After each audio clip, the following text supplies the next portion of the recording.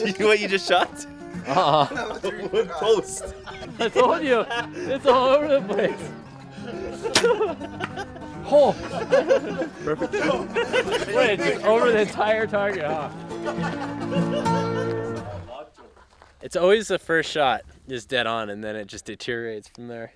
The plans for this Big Island trip are to get up in the mountains, spend as much time on foot, spotting stock for feral sheep, and then last few days go spearfishing.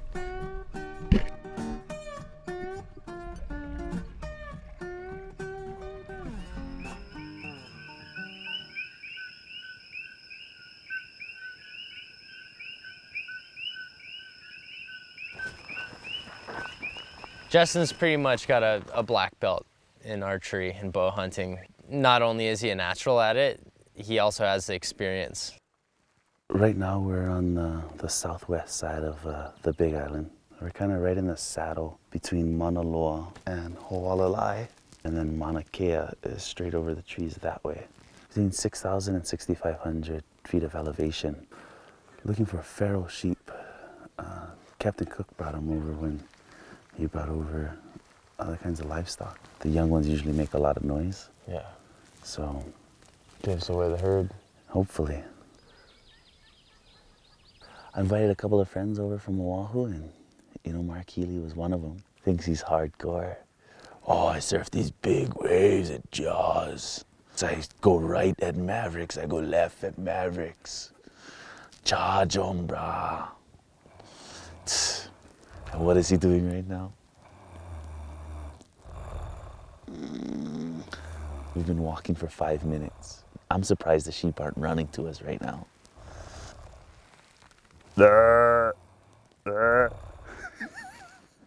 How you doing, princess? Ready to rock and roll.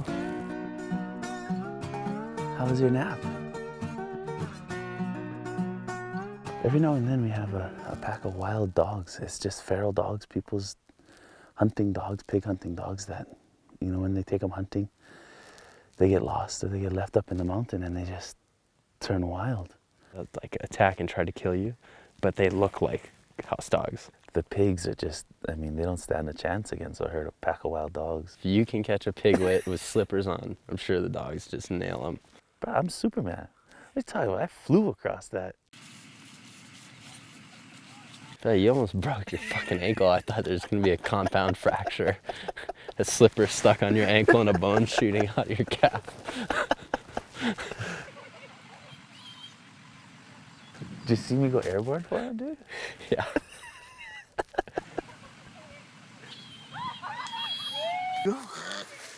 Pretty little girl.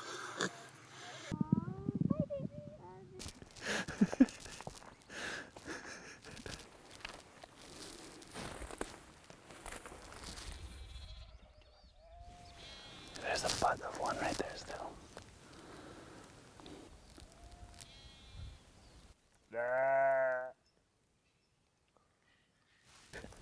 I'm just whispering. He's sheep whispering. But there's a herd coming.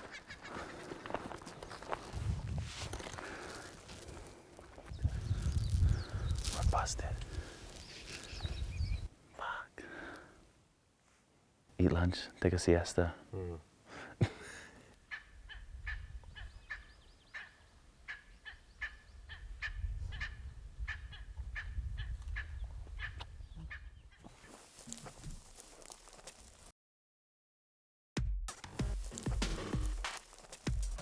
They gotta spread out.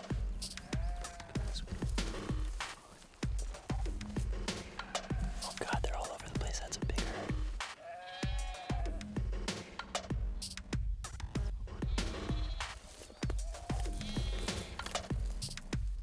I'm strangely addicted to these pursuits where it takes so much time and effort just to get the opportunity.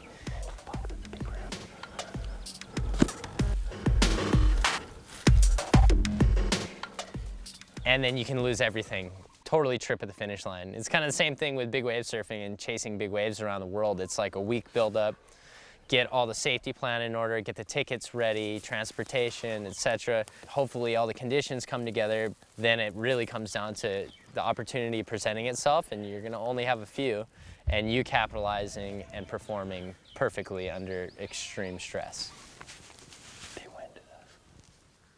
Bow hunting is like that. It's like my beginnings in big wave surfing. So I get to experience and feel this beginner's kind of rush and high of trying to troubleshoot it all. I love that part of learning something.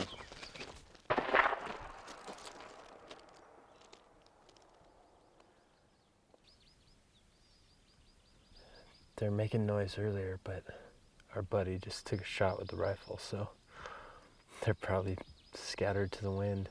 You know, so you're feeling good, and then you step back to reality. And the reality is, you're not gonna get something every time you go out. You know, we had some close calls, but it was really fun. You know, we're creatures that are land creatures. And so we're jumping into an environment that we're now not the supremacy to. It's either flinging arrows or spear shafts. See if this goes better than the hunt. I think there's definitely some crossover between archery hunts and spearfishing. Spearfishing, you have to hold your breath, so there's mastering that whole side of the physicality of it and remaining calm and efficient with the way you use oxygen. Spearfishing on the reef is typically a spot and stock chess game. So you're down in the reef, you're hiding yourself in cracks and low-lying ground.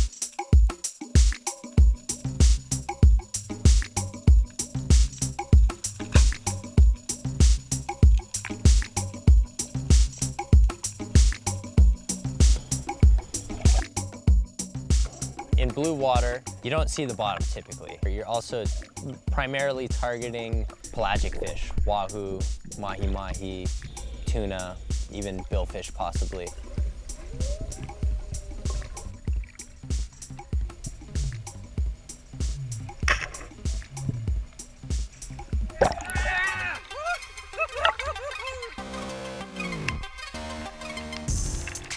When you're holding your breath spearfishing and your heart starts pounding when you see the fish that you've been going after for weeks, you have to try to calm yourself down and focus at the task at hand. You almost have to separate what's happening in that moment and almost act like it's not happening, and then let all the emotions and adrenaline kick in after.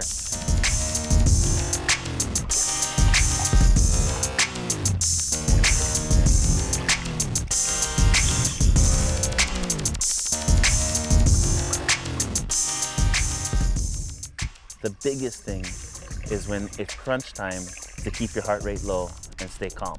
And that's just like when it comes to archery hunting and just like when it comes to spearfishing.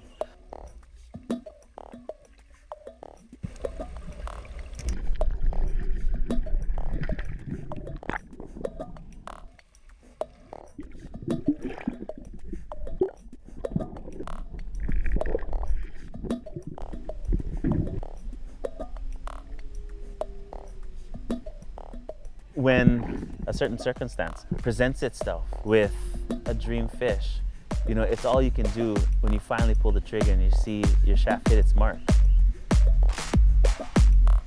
You're just overtaken with emotion.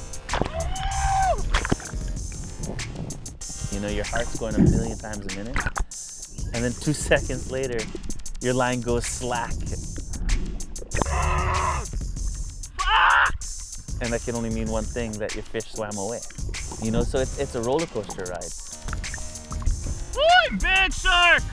But that's what you keep going back out there for, is that roller coaster of emotion. When you see a big tiger shark in the water, you know, your initial thought is like, oh shit. But as soon as you start watching them and you really start to look at them, your fear gets trumped by respect.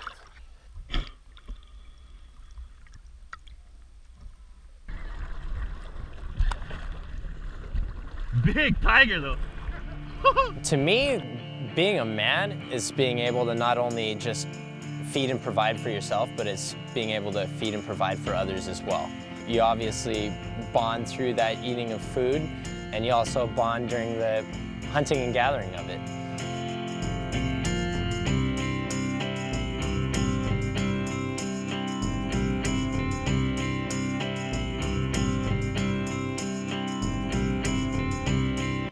I remember watching all these hunting shows and guys are like, yes, yes, yes, and like start crying and stuff sometimes.